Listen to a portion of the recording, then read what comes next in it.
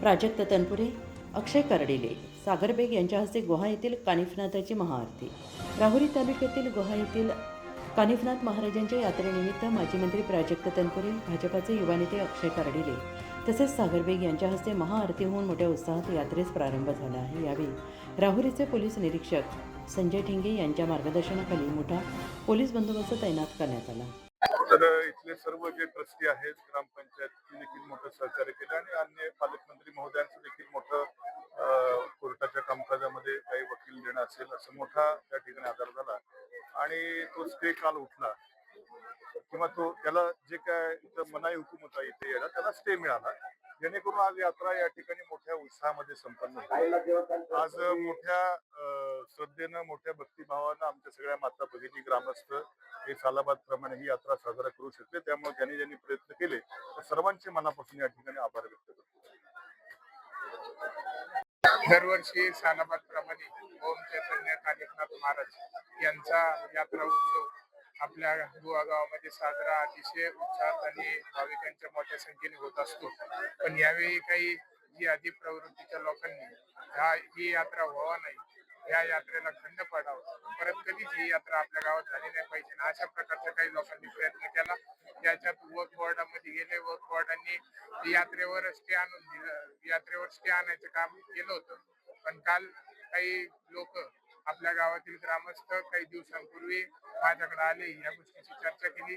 मी आपले पालकमंत्री राधाकृष्ण विखे पाटील साहेब यांच्याशी बोललो आणि नामदार साहेबांनी आपले मुख्यमंत्री देवेंद्र फडणवीस साहेब यांच्याशी चर्चा करून हायकोर्टातून आपल्याला अर्जंटमध्ये काल रात्रीच हा स्टे उठला आणि आपल्या यात्रेला परवानगी दिली आहे.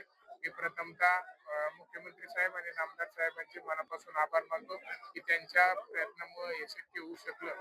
गेल्या अनेक वर्षांपासून काही लोक इथं अतिक्रमण करण्याचा प्रयत्न करतायत, लँड जिहाद करतायत आणि बरेचसे अतिक्रमण पण आपल्याला इथं पाहायला मिळते आहे. तर मी नक्कीच या सगळ्या गोष्टीमध्ये प्रयत्नशील आहे की हे लवकरात लवकर अतिक्रमण काढून टाकायचंय. आणि आदरणीय आमदार शिवाजीराव पाटील साहेब यांची इच्छा होती, स्वप्न होतं 2022ला ते स्वतः येऊन इथं त्यांनी मूर्तीची प्राणप्रतिष्ठान केलं होतं आणि तेव्हापासून आपला यात्रा अतिशय आनंदामध्ये चालू होतो. भाविक देखील मोठ्या प्रमाणात गावातून आणि तालुक्यातून येतात आणि त्यांची इच्छा होती की भव्य दिव्य असं कानिफनाथांचं मंदिर होतं ना भविष्य, असं आपल्या गोवा गावामध्ये झालं पाहिजे.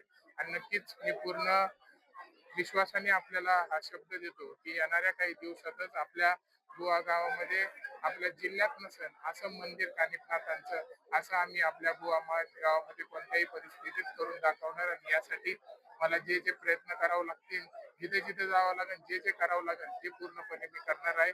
नक्कीच येणाऱ्या दरवर्षी भाविक भक्तांना अतिशय आनंदामध्ये या यात्रा उत्सवाचा आनंद घेता येईल यासाठी पूर्णपणे मी प्रयत्न करणार आहे.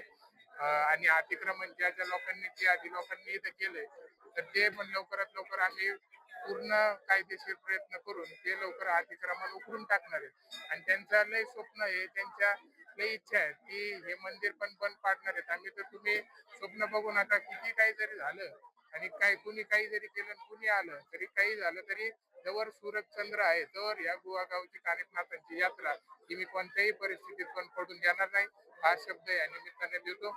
अतिशय उत्साहात आणि आनंदात आजचा कार्यक्रम पार पडलाय. येणाऱ्या कोणत्याच वर्षी आपल्या यात्रेला कधीच खंड नाही पडणार आणि आम्ही पडूनही देणार नाही, एवढंच या निमित्तानं सांगतो.